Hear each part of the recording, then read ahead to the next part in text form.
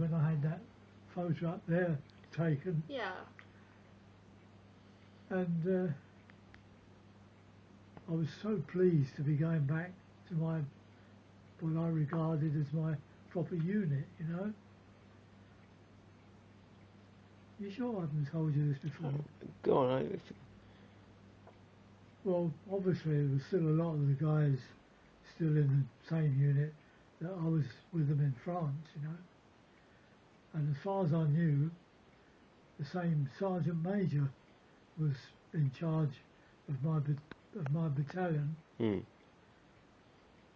And when I was sent. They were stationed then in Colchester, so I was sent to Colchester, where they were stationed,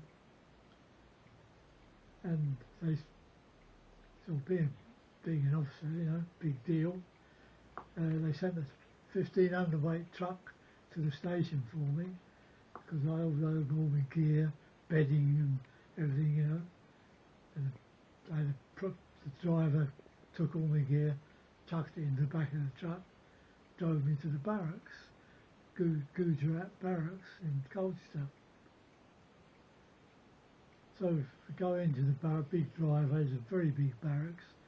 I believe it's still there, I'm not sure. Anyway, I pulled in right in front of the officers' mess, where obviously that's where I was going to be stationed.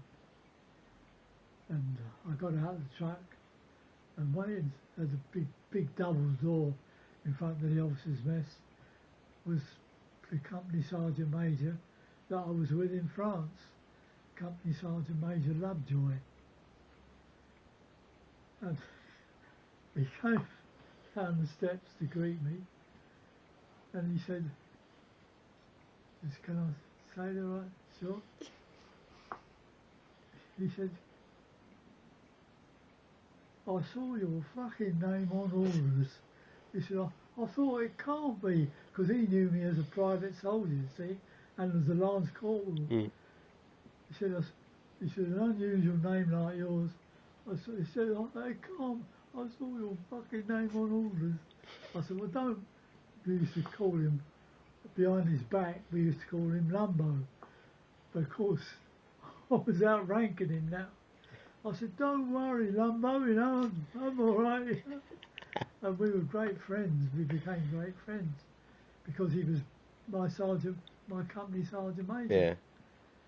But poor devil was killed on the beaches D-Day. He went over D-Day. Yeah. Again, I didn't go. I was lucky. And he was killed on the beach. Didn't make any progress at all. Because I was stationed with this training battalion, and that's where I stayed for the rest of the war. So I had, you know, had all my rough in the early days of the war, and had a really cushy time. Hmm. Brenda used to come up to Colchester, and we used to stay in a place called the Cups Hotel in town,